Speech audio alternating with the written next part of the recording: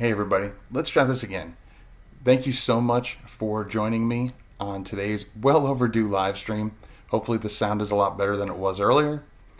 Today we're going to talk about the future of no content and low content books and answer the question, is no content books done? Are they dead? So again, the reason why I brought this up is I have been reached out by a couple of people through emails as well as here on the channel, and they've said that they've seen a decrease in sales specifically for their no content books. And I've checked my own stats as well as checked with other people, and just as many people that are seeing a decline also are seeing an increase, such as myself. So, to answer the question, are no content books dead? I'm going to say no. But what I am seeing is a shift in what I say is the future of no content books and the future of low content books, which is really summed up in one word: diversification. When no content books first became hot, it was mainly focused on blank line journals. And yeah, they're easy to create, and there were people knocking out hundreds of blank line journals in a matter of days. And some were doing even 100 a day or more. But what happened is that quickly became saturated. And so when you've got all your eggs in one basket, there's a much greater chance that you're going to see a decrease in sales. All right, the analyst, thank you so much. Sounds great. Good to hear it. And so they're seeing a decrease in sales. So the reason I say diversification is by having your eggs in different baskets, if you will, then you can better your chances of getting continuous sales year round. So what do I mean by diversification? Like I said, originally it was line journals. And really the only thing that's different from journal to journal, for all intents and purposes, is the cover.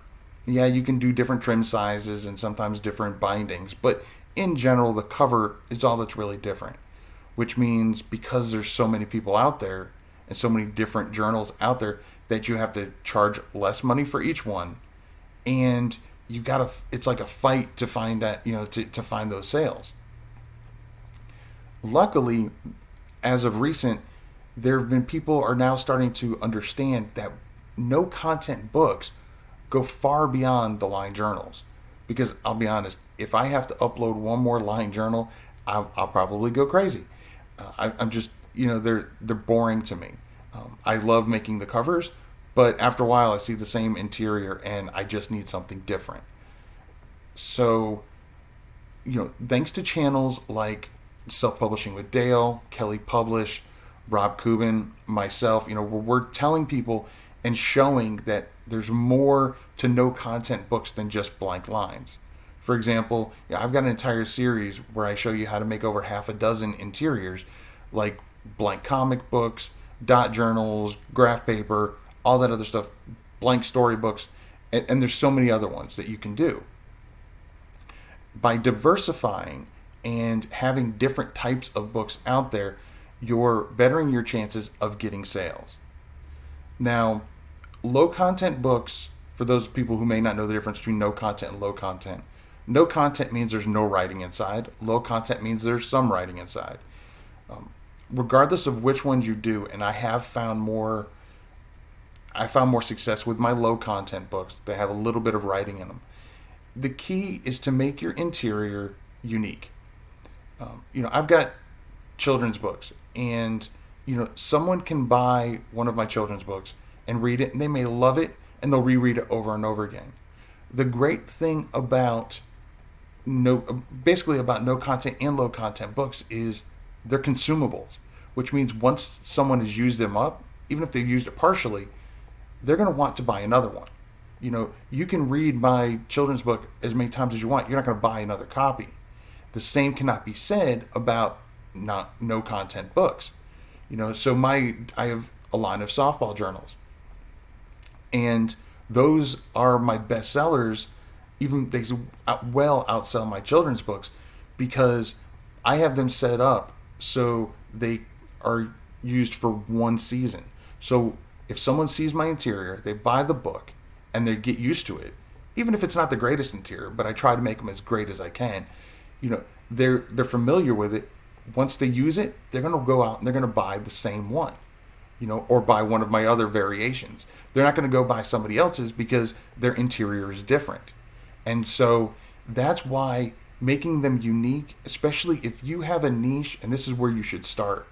Find a niche that you love, something that you're passionate about, and something that you know. Because one, you want to be passionate about it because, let's be honest, most people are doing this as a side gig. You don't want to do something that you don't enjoy. That's what your regular job's for, right? So you want to find something that you enjoy, but also by knowing it inside and out, you know all the different lingo, as well as you know how to set up the interior so that way it's what people can use and there's no extra garbage that isn't useful to them. And again, it makes your interior that much more unique. So do I think no content is dead? Absolutely not. I think no content and low content are here to stay. It's just a matter of finding the niche that fits you and your style. And then, obviously you can branch off into other ones, and I'm not saying don't do blank line journals.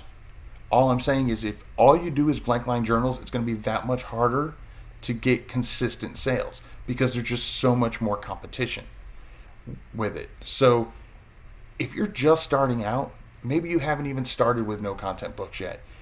It's not too late. Some people think it is. It's not.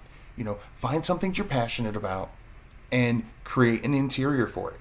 Just like with the line journals, once you create the interior, you can make multiple books using that same interior. So it may take you a little bit longer to create the interior, but you're still able to reuse it over and over again. But again, it'll make you stand out more, and because they're more unique and they're more complex than just lines, you can actually charge more money.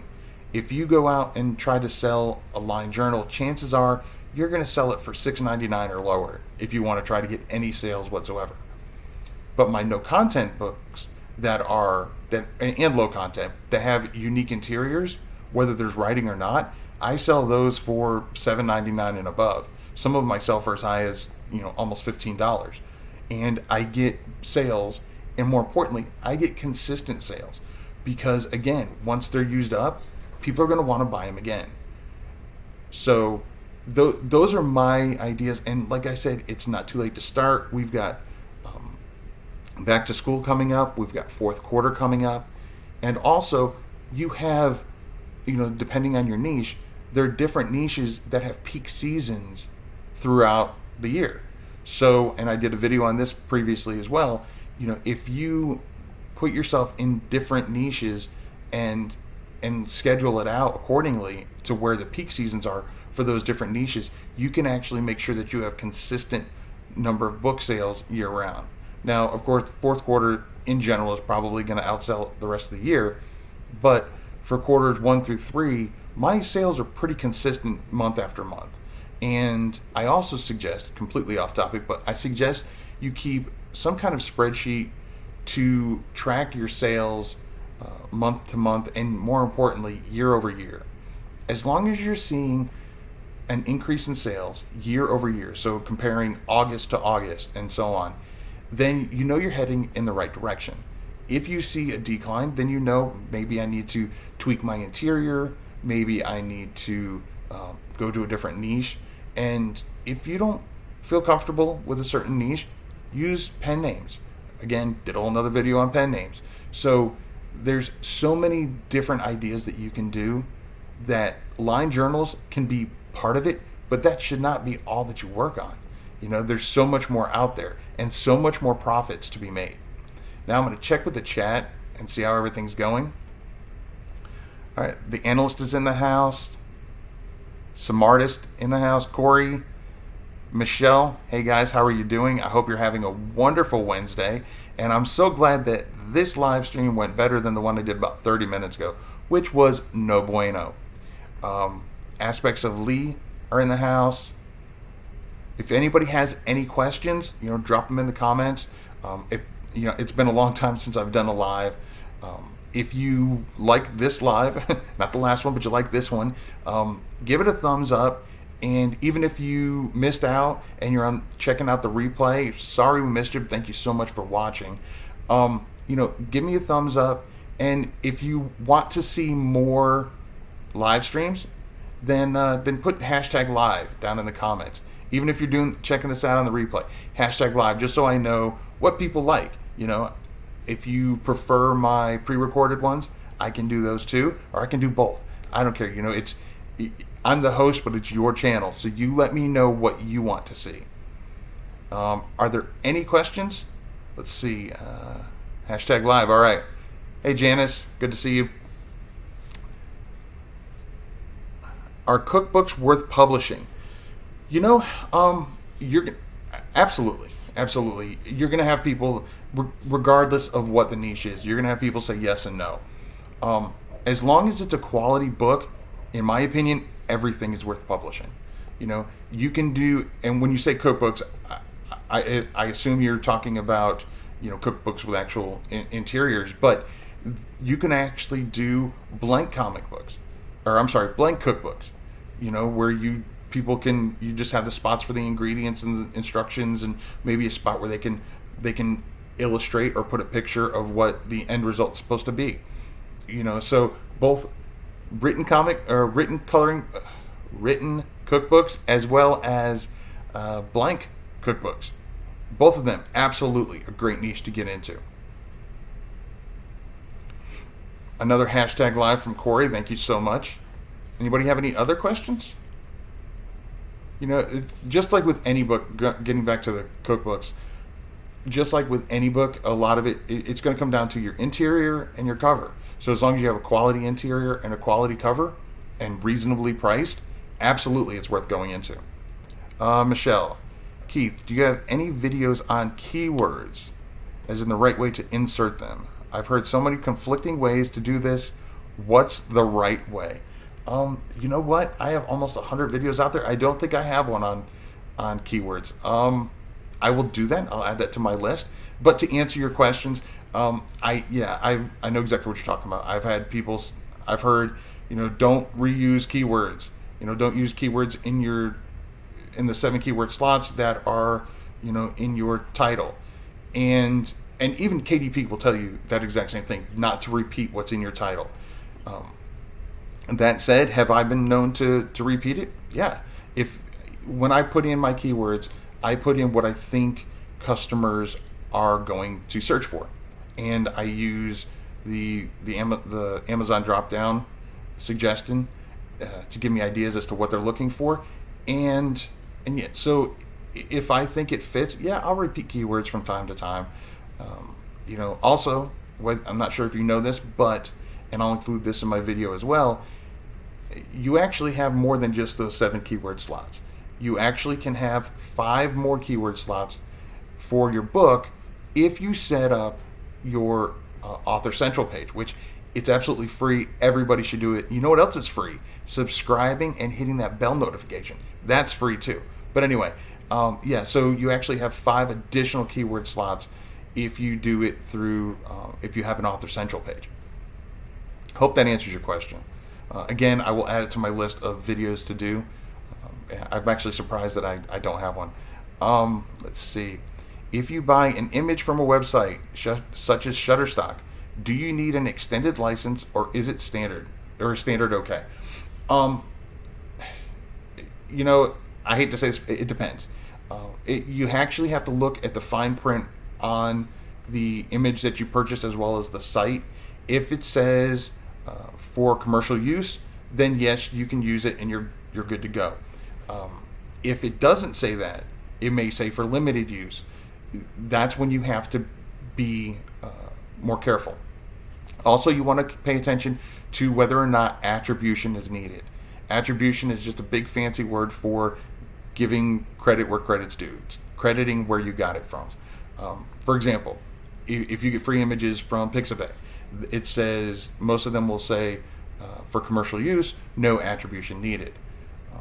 But if you do need to do attribution, you can just include that in your copyright page. Just give image credits to, and whether it's a specific site or a specific artist, whatever the fine print says on that particular image.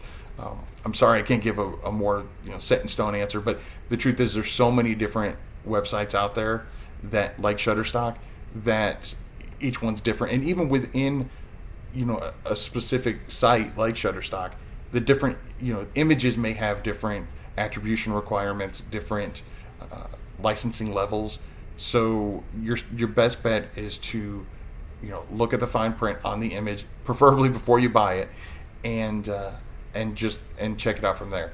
Now, as far as sites like that, I also suggest that if you plan on doing multiple books, you can actually, if you time it right, you can collect the images for multiple books all within like a short period of time. So maybe just pay for 1 month on Shutterstock, and you set up all the images that you want to purchase for these next 3 books, and then download them all within that 1 month, and you only have to pay 1 month's worth of fees as opposed to paying for a year. So that's just something that I've done in the past. It all depends on what kind of books you write, how far in advance you plan, that kind of thing.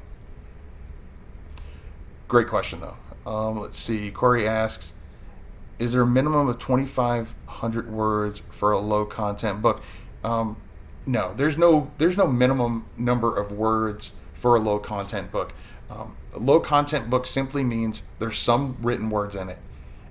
It could just be, like, for example, if you're doing a prompt journal, where it's just basically mainly lines, and then at the top you're just giving a prompt of what people should write about. That is a low content book. There is some content in there. There's some written words, but there's no minimum or maximum as far as like number of words that have to be in there to be qualified as low content versus no content.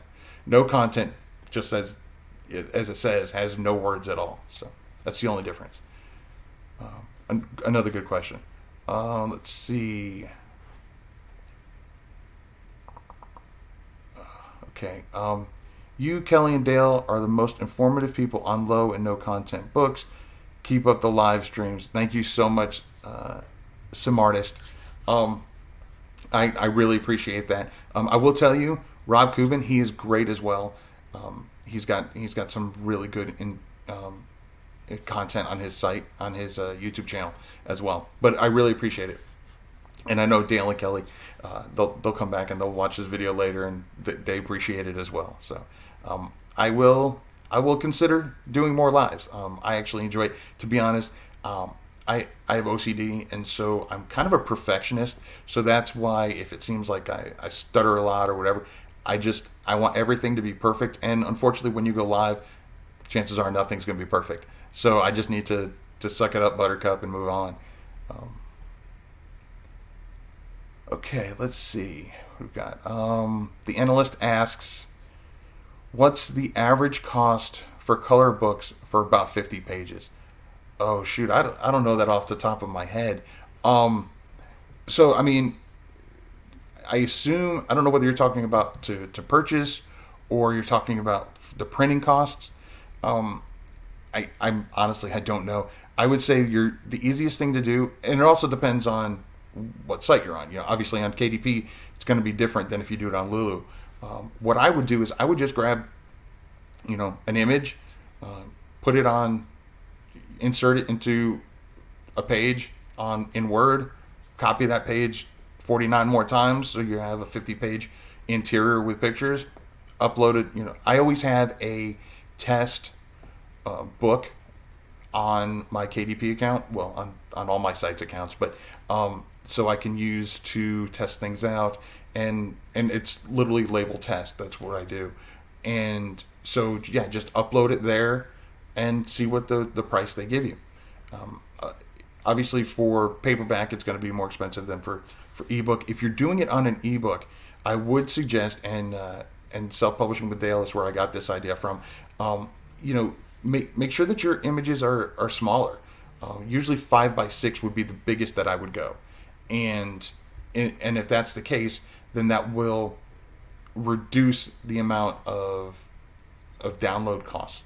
So when you, whether you, I don't know if you know this or not, but when you do an ebook, and this is really the only time that I sometimes will do 35% as opposed to 70% royalties, is if it's image heavy. If you pick 35%, then KDP covers the upload fees. If you pick 70% royalty, then you have to cover those. So it's actually possible that picking 70%, actually you make you make less royalties than if you do 35, depending on how much it costs for the upload. So keep that in mind when you're doing image heavy books like children's books and picture books and stuff like that. So keeping the images smaller, without jeopardizing the quality of the book, is definitely a good way to reduce the actual file size. So, but again, to answer your question as far as how much it costs, I really don't know off the top of my head.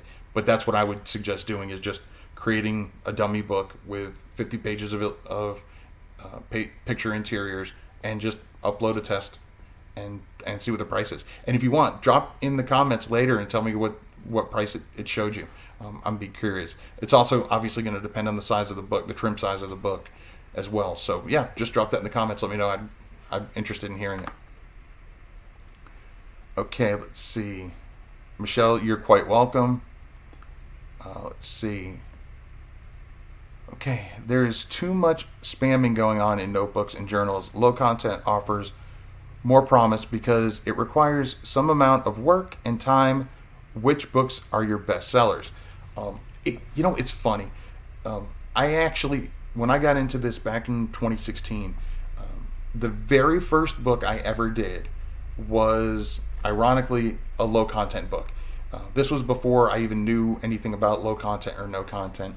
Both my daughters are huge softball players, and this goes back to my suggestion for picking something that you love. And I created a I created a low content, basically a softball journal, and I used it just for necessity. Like, it was something I wanted to keep track of some of the stats and stuff like that. I mean, there's apps you can do on the phone, but I wanted something tangible.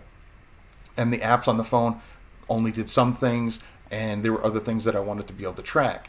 And so I created this book, and again, that was back in November of 2016. First book I ever created was a low content book, and it to this day is my bestseller. Absolutely. It outsells my children's books. It outsells my notebooks, everything else. This one book. And I have, because of that, I doubled down on it, and I've got different variations. And I know a lot of people won't tell you what their niches are and stuff like that, but if you just go on Amazon, you Google my name, or if you go on Amazon and look up my name, you're going to see it there, because I don't use a pen name for it. So yeah, most of my books, even my young adult books, they're all softball based, because that's where our passion is as a family. So yeah, to answer your question, yeah, that by far, ironically, the very first book I ever did. I've actually gone in and made, and this kind of leads into what I was saying earlier about, once people find your book and they like it, they're going to keep rebuying it over and over and over again, because it's a consumable. Since that was the first book I'd ever done, so it wasn't exactly my best work, and I've actually created newer iterations of it. I've taken some of the input that I'd gotten from the reviews, where people had complained about, not really complained, but had some suggestions to make things better. I'd actually taken those to heart, and I made second editions of it, as well as other iterations. And I'll be honest, my first one still outsells everything else, because that's what people, they bought it, they enjoyed it. Whether there's other options, even by me, that's the one that they like, so they just keep buying it over and over and over again. So again, if you don't have to try to reinvent the wheel. Find something that you're passionate about. I mean, if it's underwater knitting for dolphins, then hey, if there's a market for it, do the interior, put it up there, and that's a great thing about print on demand is it's especially with places like KDP where you don't even have to buy it, the ISBN, it's free. Now, don't that doesn't mean to jeopardize on quality. That's the other issue I've seen is people just throwing stuff together. They're doing low content books, absolutely, but then they're doing garbage low content books, and that also is going to permeate the Amazon and make it even harder for us, honest authors that are trying to create quality products to try to make us stand out. So, just again, good interiors, good covers, regardless of what type of book it is. Those are really your two key areas. I hope that answered your question. Kind of went off on multiple tangents, but it all answered your question, I'm sure. Let's see. Corey, thanks for answering my question. I appreciate it. Well, I'm glad I could help. Janice is in the house. Glad to see you. Thank you so much, Corey. I appreciate that. Apart from Amazon, which other sellers do you use to sell your books? That is a great question. I'm actually okay. So I am on Amazon. When I do it through KDP, especially when it comes to my no content and low content, I do go wide, depending on what when you hit expanded distribution, it's going to up the minimum cost of your book. So if it doesn't up it to where I think no one's going to buy it, then I will do expanded distribution. Expanded distribution basically means it goes just about everywhere. I mean, you'll find it on Walmart.com, you'll find it on Barnes and Noble, and all the other places in between. I also have books that I've published on Lulu.com. Now, I've heard people have mixed opinions on Lulu. Just like with any site, there are pros and cons to using that particular site. That's why I don't put all my eggs in one basket. Lulu is great. They've got hardcovers. They've got spiral bound things that KDP doesn't have. Now the downside is Lulu has more limited trim sizes available, so you need to kind of weigh that out. But those are some of the places that I have them. I'm also working on some other sites. Once I have those up and running and I actually have some information as far as whether or not they work, I will update everybody here because I want to make sure that I stay as transparent as possible. But yeah, so stay tuned for that. I think that's it as far as like this places that I have my books in. I've got my books in stores, and I've done a video on how to get your books in actual physical stores. So many people say, oh, well, if you publish through CreateSpace or KDP now, that you can't be in a physical bookstore, and that's just not true. I have my books in over 20 different stores, even in states I've never even been to. So that's again trying to diversify, trying to be your customers are everywhere, so your books need to be as close to everywhere as possible.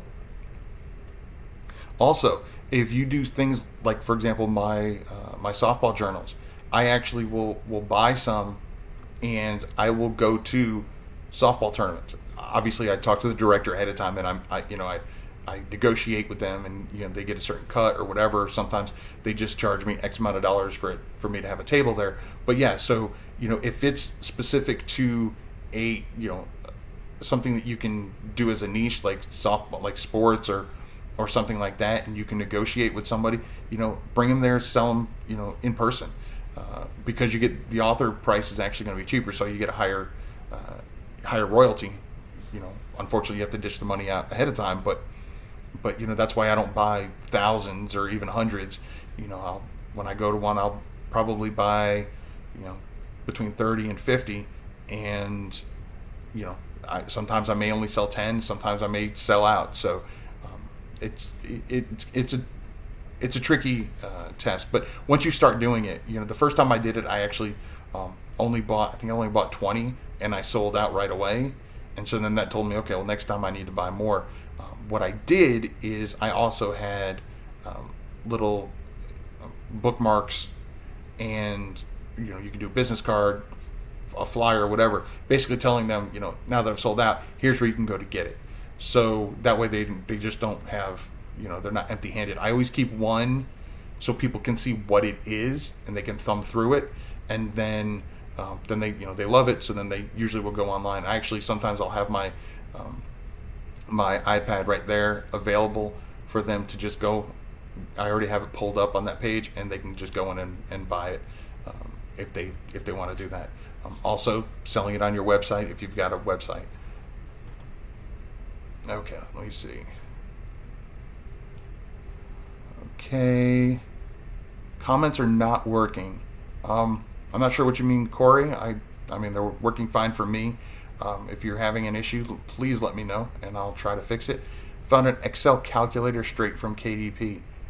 Oh, great. Yeah, that's if you go to the community section of this channel and you want to share that link, I'll approve it. That'd be great.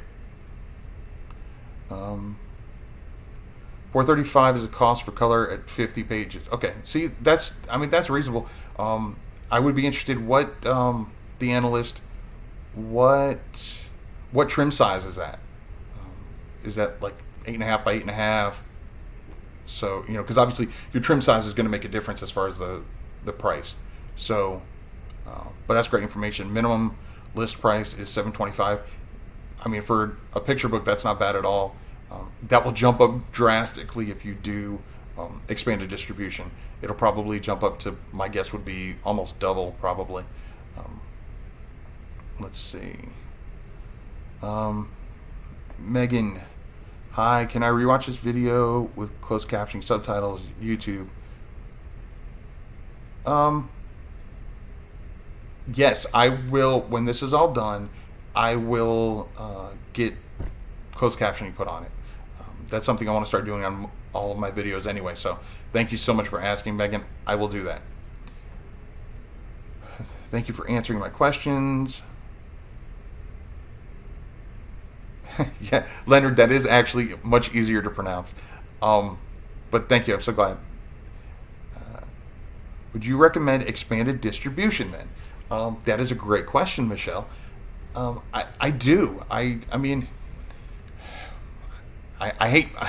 the problem is I'm kind of like a lawyer at heart where I can argue both sides of just about every situation. But I will say that the only time I don't use expanded distribution is when it requires my price to be so high that I don't think customers are going to purchase it. That's the only time I don't do expanded distribution, because as far as I'm concerned,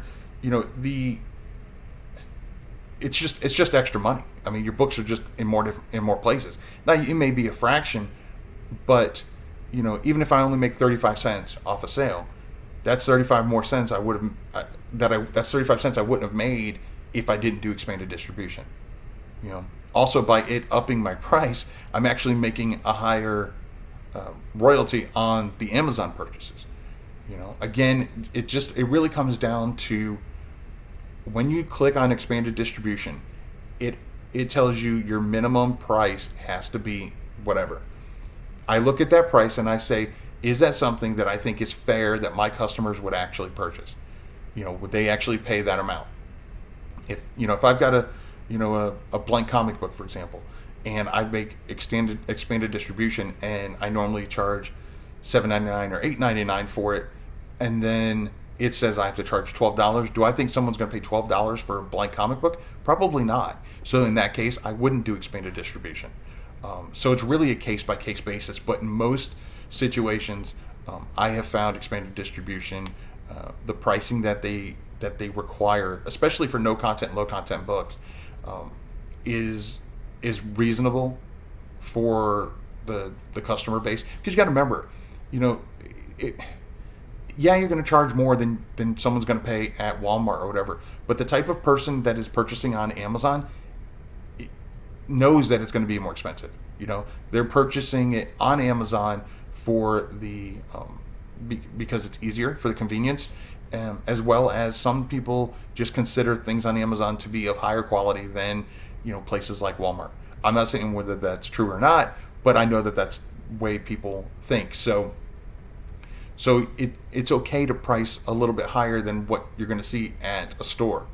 They're already expecting that, but it's just a matter of, is that amount with expanded distribution something reasonable that I can expect? And again, by me upping that, my Amazon purchases, I get even a higher royalty for. So I may get an extra, dollar or two, and for Amazon purchases, and then I may only make 35 cents or $1 off the expanded distribution, but that all adds up. And I'll say the first 2 years that I did expanded distribution, I didn't get one sale on expanded distribution. Where I know Dale L. Roberts from Self Publishing with Dale, I know he actually, a good percentage of his sales was coming from expanded distribution. He was really the reason why I stuck with it as long as I did. But now I'm seeing expanded distribution sales as well. So it's all. I mean, obviously my Amazon sales are greater, but yeah, I would say as long as the price is reasonable for your niche, and you don't want to be higher than your competition, but you also don't want to be lower than your competition either.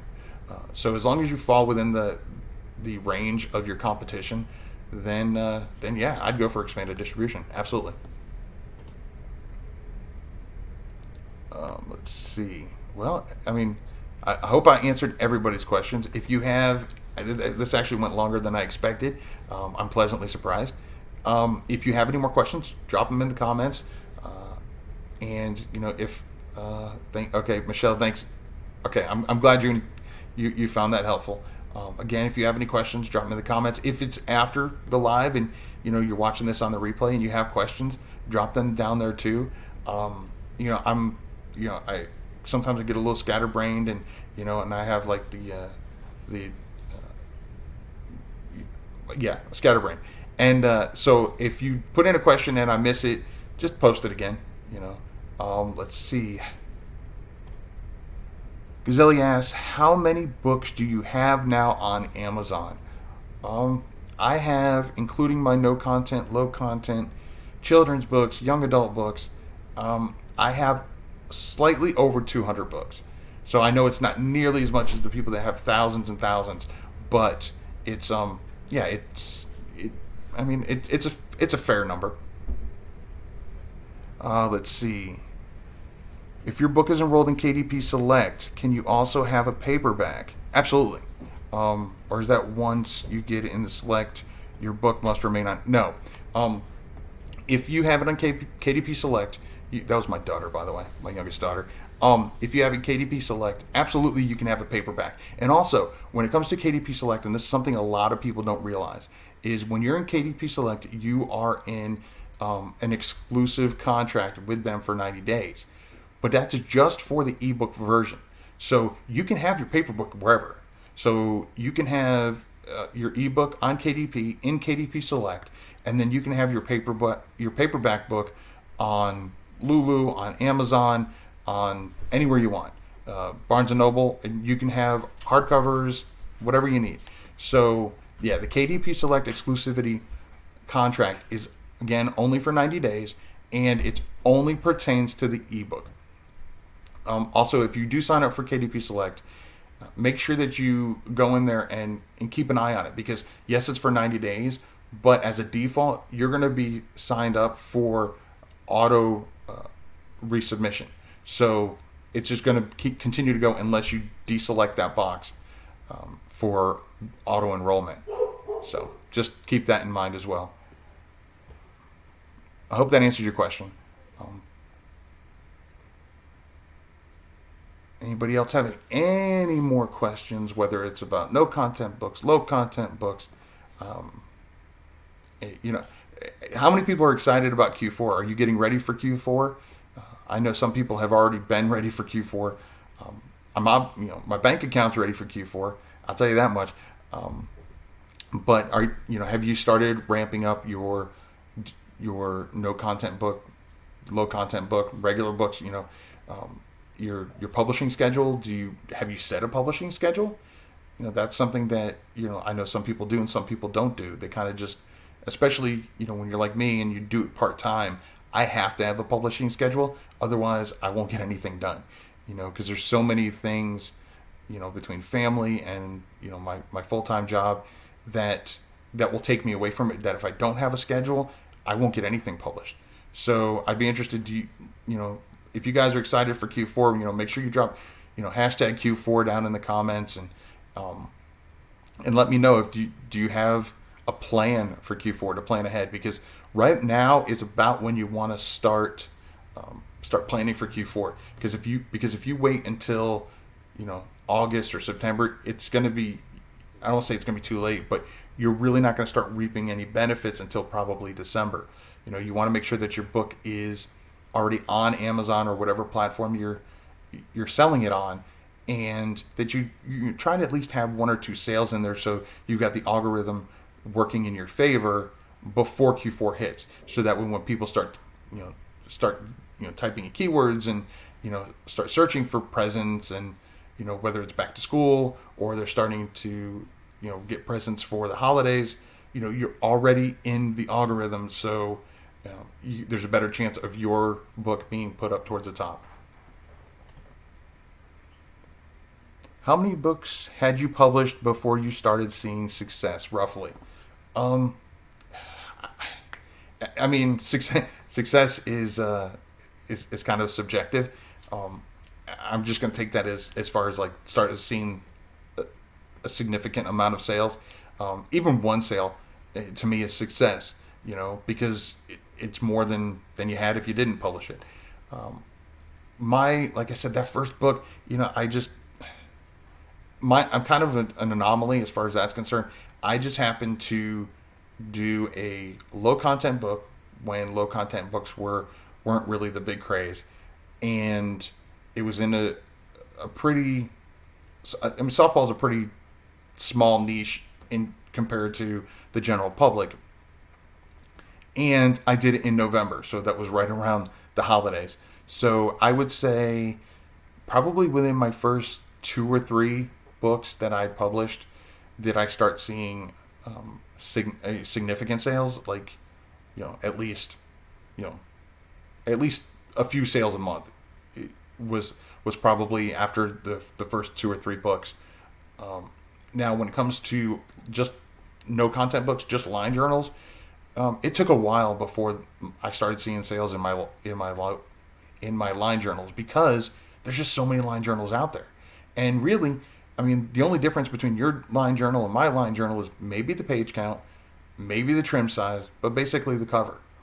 And so that's one reason why I'm so passionate about, thinking outside the box, doing low content books and no content books more than just line journals. Because, even if someone buys my line journal and they love it and they consume it and they have to buy another one, they don't have to buy mine. It's just the cover that makes it unique. They can just as well buy yours the next time around. Whereas if you make something with more of a unique interior, then if they like it, they have to buy yours over and over and over again. Okay, let's see. I'm ready, but I only have 2 books at the moment. I'm working on my merch shirts. Oh, that just jumped. Hold on. I'm working on my merch shirts. Where are we? At the moment, I plan to drop more books starting in July. Okay, that's a good plan.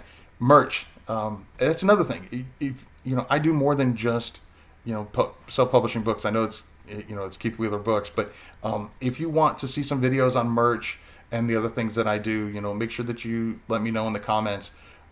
Also, if you go to kwheelerbooks.com/news, you can actually sign up for my newsletter where I tell you things that I do outside the old YouTubes. So, so I do have merch.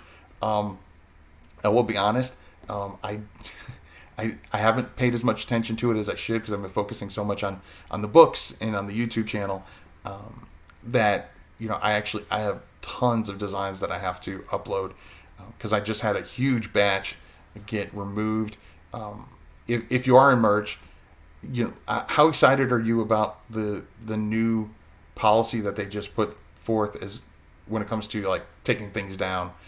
For people that may not know, if you put up a shirt on or any kind of merch on Merch by Amazon, if it didn't sell within 180 days, they would take it down.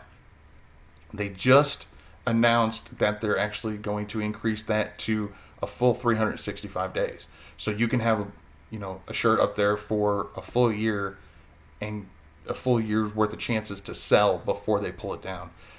Unfortunately, I had a huge batch, and when I say huge, I mean like 50 shirts that they took down right before they made that change. So so I've got about 50 more that I need to upload. Now I don't make a substantial amount of money on Merch by Amazon, but also, I'm not really giving it as much attention as I do to my my books and stuff like that, because I enjoy the design feature of merch, but it's creating the interiors and stuff like that for the paperbacks and writing, like my young adult novels and stuff like that, my children's books. That's where my passion's really at. So it's kind of merch is kind of taking a back seat, but it's good to hear that you're actually going to start doing more books in July, and that should be, when you say more books, I'm assuming you're talking about no content, low content. That should give you plenty of time to get in the algorithm for before fourth quarter. So let's see. Anybody else have any more questions?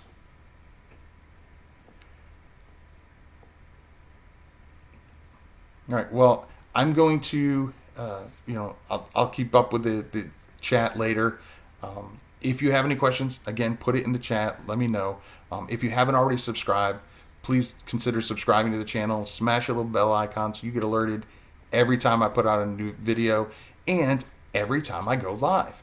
So until next time, I'm Keith Wheeler, and remember to write right.